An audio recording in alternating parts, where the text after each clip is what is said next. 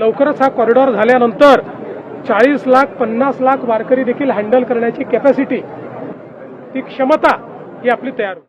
आषाढीच्या पूर्वसंध्येला महाराष्ट्र शासन पर्यावरण विभागाची पर्यावरणाची दिंडी, पर्यावरणाची वारी पंढरीच्या दारी या ठिकाणी येत असते. महाराष्ट्रामध्ये पर्यावरणाचं जागरण करण्याचं काम या वारीच्या माध्यमातून होतं.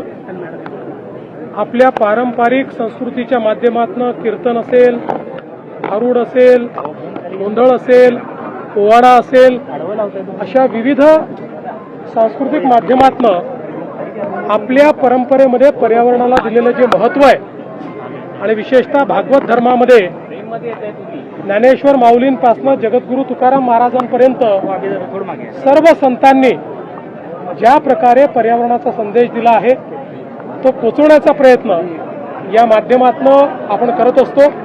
आणि मला अतिशय आनंद आहे की दरवर्षी या वारीला अधिक चांगला प्रतिसाद मिळत असतो. ही आपल्या सगळ्यांकरता आनंदाची गोष्ट आहे की ज्या प्रकारे वेगवेगळ्या व्यवस्था आपण सुरू केल्या आणि विशेषतः पालकमंत्री जयकुमार गोरे यांचं मी अभिनंदन करेन. जर्मन हँगर असेल, चरणसेवा असेल, बाकी सगळ्या स्वच्छता म्हणजे ज्याला आपण निर्मल वारी म्हणतो, 5000 टॉयलेट्स वारीसोबत जात आहेत, 1000 स्वच्छता दूत हे वारीसोबत चालत आहेत.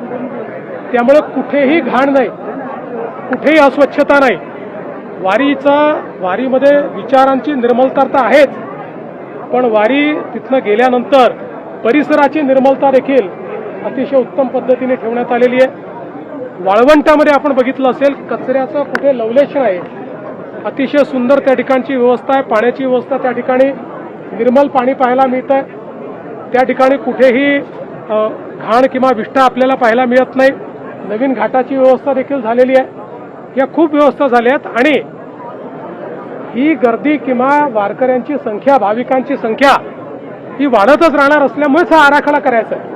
आणि मला विश्वास आहे की पुढच्या वर्षी आपल्याला अजून मोठा बदल याच्यामध्ये पाहायला मिळेल आणि लवकरच हा कॉरिडॉर झाल्यानंतर 40 लाख 50 लाख वारकरी देखील हँडल करण्याची कॅपॅसिटी, ती क्षमता ही आपली तयार होईल. लोकशाहीमध्ये आपलं मत मांडण्याचा सगळ्यांना अधिकार आहे. केवळ त्याच्यामध्ये लोकशाही आणि संविधानाची चाड सर्वांनीच ठेवली पाहिजे. बाकी मला असं वाटतं की इतका आनंदाचा सोहळा या ठिकाणी मी अनुभवतो आहे, हा सोहळा त्यांनीही कधीतरी अनुभवावा. आणि विशेषतः जी मंडळी त्या ठिकाणी त्या आंदोलनाचा गैरफायदा घेत आहे, मी सगळ्यांबद्दल बोलत नाही, काही मंडळी दिसते की त्या ठिकाणी हिंसा करणे, वेगवेगळ्या गोष्टी करणे. माझी ईश्वराला प्रार्थना आहे की एकदा त्यांनाही वारीत या ठिकाणी येण्याची संधी मिळावी, म्हणजे त्यांचंही विचाराचं प्रदूषण संपेल. किमया ग्रुप घेऊन येत आहे जुळे सोलापुरात आपल्या स्वप्नांना प्रत्यक्षात साकारणारा 168 2 BHK आणि 3 BHK लक्झुरियस फ्लॅट्सचा भव्य प्रकल्प.